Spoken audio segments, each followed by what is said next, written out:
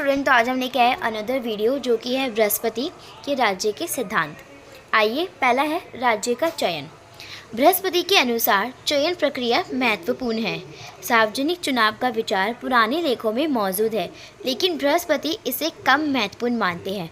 चुनाव पहली अराजकता की अवधि के दौरान लगाया जाता है या लाया जाता है, जब लोग एक दूसरे के विरुद्ध होते हैं, उसके अगेंस्ट होते हैं।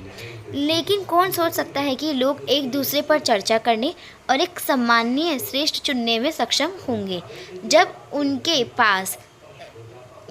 पास क्षमता हो जाती है, तो वह विरोधाभासी रूप में इस अधिकार को खो देते हैं। उसके पश्चात इसके बारे में कुछ नहीं कहा गया है।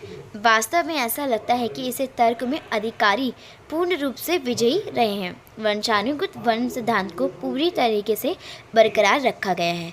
बृहस्पति ने राजशाही का समर्थन किया और राज्य की उत्पत्ति के बारे में अपने सिद्धांतों से आने वाले तार्किक प्रश्न को प्रस्तुत करने से परहेज किया। अर्थात क्या ये मायने रखता है कि कौन शासन करता है?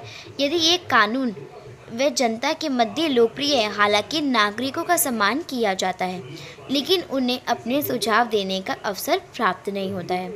राजा के इस सीमित ढांचे के भीतर अच्छे अधिकारी, धन और ज्ञान होने की उम्मीद की जाती है। राजकुमार की परवरिश उनके राज्याभिषेक और राज्य के दायित्वों के बारे में अपनी स्थिति से जुड़े कार्यों को कर सके। बृहस्पति का यह भी मानना है कि बृहस्पति मानते हैं कि राजा की भूमिका जो होती है, केवल बल का उपयोग करके शासन करने की बजाय उनको जनता की आवश्यकताओं को पूरा करना चाहिए। उन्होंने तर्क दिया कि राजा की 3 जिम्मेदारियां थी। प्रथम, बाहरी खतरों के विरुद्ध रक्षा करना, द्वितीय, चोरों और डकैतों के विरुद्ध रक्षा करना, और तृतीय और अंतिम, अधिक शक्तिशाली के विरुद्ध रक्षा करना। वह कहते हैं कि वर्ण व्यवस्था को बनाए रखा जाना चाहिए ताकि हर कोई अपने पद के दायित्वों का पालन कर सके। राजा हर कारण से फसल का छठा भाग पाने का हकदार है। प्रत्येक अच्छे नियम को बृहस्पति का भी समर्थन प्राप्त है। राजा को व्यापार, वाणिज्य और कृषि में वृद्धि को बढ़ावा देना चाहिए।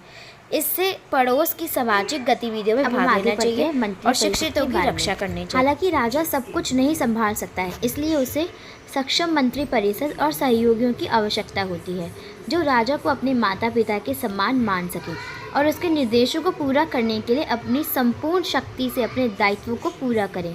बृहस्पति उनकी उत्कृष्टता और गुण पर विचार करते हुए योग्यता के आधार पर सर्वश्रेष्ठ मंत्री परिषद तथा अधिकारियों के चयन के लिए परीक्षा देने की अवधारणा प्रस्तुत करते हैं।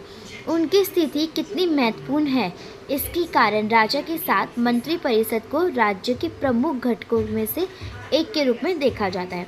औपचारिक रूप से कहा जाए तो मंत्री परिषद राजा के कर्तव्य का पालन करता है, क्योंकि उनके बिना राज्य को ठीक से संगठित नहीं किया जा सकता। इसलिए मंत्री परिषद को राजा के साथ एक महत्वपूर्ण भूमिका निभानी चाहिए। वह इस बात पर बल देते हैं कि योग्यता की ओर बल देने का अर्थ अक्सर समानता नहीं है। शुक्र नीति वंशानुगत पद धारण के पारंपरिक स्वरूप का पालन नहीं करते हैं, ना तो अधिकारियों को बेटे को नियोजित करने के संदर्भ में और ना ही निश्चित रूप से वर्ण के आधार पर कार्यालयों को वितरित करने के संदर्भ में। वास्तव में शुक्र नीति के विपरीत बृहस्पति सूत्र की राजनीतिक संरचना ये है कि जिसमें वर्ण प्रमुख है, जिसमें ब्राह्मण सर्वोच्च है और सबसे प्रतिष्ठित स्थान रखते हैं। अधिकांश अधिकारियों को उनके वर्ण के आधार पर चुना जाएगा तथा बृहस्पति इस बात को स्पष्ट करते हैं कि मंत्री परिषद में सबसे निचले वर्ण के लोगों को नियुक्त नहीं किया जाएगा। राजा को स्थिति भेद के संकेतों पर ध्यान देने की आज्ञा दी गई है, निस्संदेह योग्यता के संदर्भ में, लेकिन सभी वर्ण को छोड़कर इस धारणा के दायरे में केवल उच्चतम वर्ग आते हैं। हालांकि उच्च वर्ग में प्रतिभा का चयन तार्किक सिद्धांतों के अनुप्रयोग के आधार पर किया जाता है एवं चयन योग्यता के आधार पर होता है। राजनीति जो पूरी तरह से परिवार के सदस्यों और करीबी साथियों का पक्ष लेती है, बृहस्पति उससे घृणा करते हैं। हालांकि वर्ण भेद महत्वपूर्ण है तथा उसकी अपेक्षा नहीं की जा सकती। अब हम पढ़ते हैं कोष अथवा खजाना। कोष या खजाना राज्य कला का एक और महत्वपूर्ण घटक है। धन के बिना राज्य के रूप में कुछ भी मौजूद नहीं हो सकता है। धन जो है राज्य की स्थिरीकरण, बांधों के निर्माण, व्यापार को बढ़ावा देने और राज्य के प्रति वफादारी के गठन में सहायता करता है। महाभारत की भांति राजा बनने के सिद्धांतों में से एक धन की रक्षा करना, उन्हें बढ़ाना और उचित उद्देश्यों के लिए उनका उपयोग करना है। बेशक बहुत कुछ राजकोष के प्रभारी लोगों के व्यक्तित्व पर निर्भर करेगा। यदि धन सुरक्षित नहीं है तो राज्य में शत्रु का शासन हो सकता है। बृहस्पति ने वित्त विभाग की स्थापना के बारे में पूर्ण रूप से जानकारी दी। आय धाराओं को सूखने से रोकने और राज्य की संपत्ति को बढ़ावा देने के लिए उन्होंने स्थानांतरित करों मतलब ग्रेजुएटेड टैक्सेस की एक प्रणाली का भी प्रस्ताव रखा।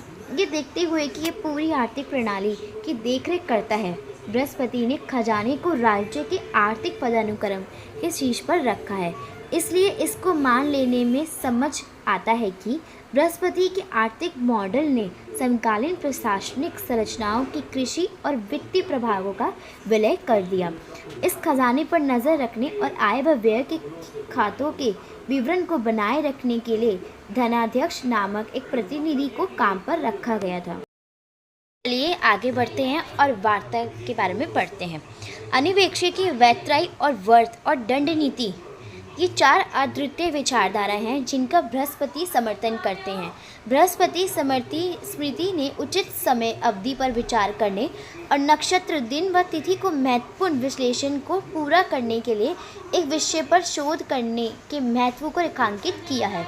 शिक्षा के अन्य रूपों की तुलना में ज्योतिष, गणित, समुद्रिक और नक्षत्र विद्या को बहुत प्रमुखता मिली है। ये ध्यान रखना दिलचस्प है कि धार्मिक और आर्थिक स्रोत दोनों चिंताओं पर स्पष्ट असहमति व्यक्त करते हैं। हालांकि इन विषयों के आर्थिक घटकों को अर्थशास्त्रियों ने केवल मान्यता दी। यही कारण है कि आर्थिक गतिविधि के सैद्धांतिक पहलू वार्ता को एक स्थिति प्रदान की गई थी। प्राचीन धार्मिक शिक्षाविदों ने सभी 4 विषयों मामलों के मूल्यों की सराहना की। नैतिक उपदेशों ने बृहस्पति के आर्थिक निर्णयों को बहुत प्रभावित किया। उनका दावा है कि राजा ने धन की बढ़ती रकम जमा कराने के लिए गंभीर कर लगाने के कारण विकास कार्य में बाधा डाली, अंततः जिसकी परिणति उनके राष्ट्र के अंत में हुई। बृहस्पति ने साम्राज्य के धन को बढ़ाने का विकल्प चुना। भले ही युद्ध और प्राकृतिक आपदाओं आदि जैसे संकटों से निपटने के लिए अतिरिक्त संसाधनों की आवश्यकता होती है। उसे ज्ञात होता है कि यदि एक राजा राज्य का खजाना नहीं बढ़ाता है तो उससे अपने शत्रुओं द्वारा अपमानित होने का खतरा रहता है। इससे निष्पक्ष कर प्रणाली का महत्व बढ़ गया है। कराधान प्रणाली पर बृहस्पति के विचारों को बजटीय रणनीति के माध्यम से सफलतापूर्वक संप्रेषित किया गया है। बृहस्पति एक और उच्च करों का विरोध करते हैं, लेकिन वह राज्य के सामान्य आर्थिक वृद्धि के पक्ष में भी दिखते हैं, जिसे केवल उचित करों से ही प्राप्त किया जा सकता है, जो राज्य के खजानों को भरते हैं। बृहस्पति ने राजा के उत्तराधिकारियों के आर्थिक प्रबंधन और कर संग्रह के भाग लेने पर आपत्ति जताई। अगर स्टूडेंट आपको ये वीडियो यूज़फुल लगी हो तो इसे लाइक, सब्सक्राइब, कमेंट करना ना भूलिएगा।